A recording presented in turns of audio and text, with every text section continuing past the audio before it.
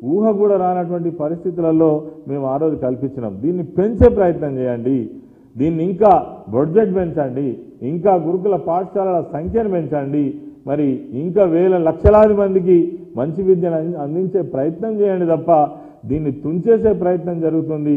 మేము హెచ్చరిస్తా ఉన్నాం ఈ అన్ని వర్గాల తరఫున. గురుకుల పాఠశాలల పైన ఏ రకమైనటువంటి మరి ప్రతికూల చర్యలు తీసుకున్నా తప్పక విద్యార్థి ఉద్యమం మరి విద్యార్థుల తల్లిదండ్రుల ఉద్యమాన్ని తప్పకుండా నిర్వహిస్తాం. దీనికి ఏ రకమైనటువంటి మరి ఆటంకం కలిగినా ఊరుకునే సమస్య లేదని కూడా ఈ ప్రభుత్వాన్ని మేము హెచ్చరిక చేస్తా ఉన్నాం. అదేవిధంగా అసలు విద్యకిచ్చే ప్రాధాన్యత ఈ ప్రభుత్వం ఏంది? నిన్న మొన్నటి వరకు మేము పత్రికలలో చూస్తున్నాం, ఇంటర్మీడియట్ కాలేజెస్ ఈ నెల 1వ తారీఖున ప్రారంభమైనాయి. ఇప్పటి వరకు పుస్తకాలు ఇవ్వలేదు. ఎట్లా చదువుకుంటారు? మొన్నదాకా ఏదైతే మరి హై స్కూల్ స్థాయిలో చదివే పిల్లలకు స్కూల్ డ్రెస్సులు ఇవ్వలేదు. అంటే విద్యా విధానం మీద మీ ఉద్దేశం ఏంది? అసలు ఏమనుకుంటున్నారు? ముందస్తు ఏర్పాట్లు జరిగాయా? దానికి డిపార్ట్మెంట్స్ లేవా? ప్రతి దాని మీద ముఖ్యమంత్రి చెప్తేనే చేయాలన్నా? ఇదివరకు జరుగుతున్న రొటీన్ పద్ధతి కొనసాగించరా?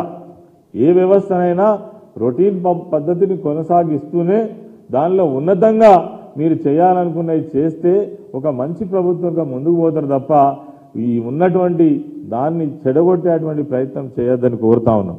అదేవిధంగా మన ఊరు మనబడి తెలంగాణ ప్రభుత్వంలో ఒక గొప్ప కాన్సెప్ట్.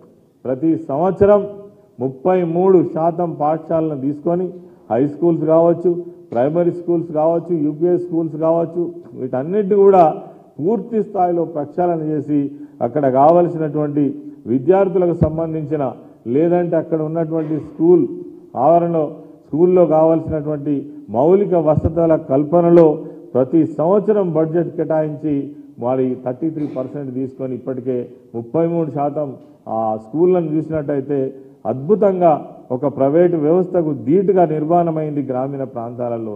దాన్ని కొనసాగిస్తారా, కొనసాగించరా? దాన్ని ఏం చేయదలుచుకున్నారో ఈ ప్రభుత్వం సమాధానం చెప్పాలని కోరుతా ఉన్నాను. అదేవిధంగా ఇప్పుడు ఇంటర్ విద్యార్థులకు ఇప్పటి వరకు బుక్స్ ఇవ్వలేదు. ఎప్పటిలోకి ఇస్తారు? ఇస్తారా, ఇవ్వరా? అసలు ఈ విద్యా విధానం మీద మీకు పాలసీ ఉన్నదా లేదా? మరి ఈ ప్రభుత్వం ఆలోచన చేయాలని తప్పకుండా దీనిపైన చర్యలు తీసుకోవాలని మేము కోరుతా ఉన్నాం. చివరగా ఏదైతే గురుకుల వ్యవస్థ పైన ఏ రకమైనటువంటి ప్రతికూల చర్యలు తీసుకున్నా ఖచ్చితమైనటువంటి మరి ఒక ప్రతిపక్ష పార్టీగా బీఆర్ఎస్ పార్టీగా కేసీఆర్ గారి నాయకత్వంలో ధీటైన ఉద్యమాన్ని నిర్మాణం చేస్తామని ఈ సందర్భంగా మనవి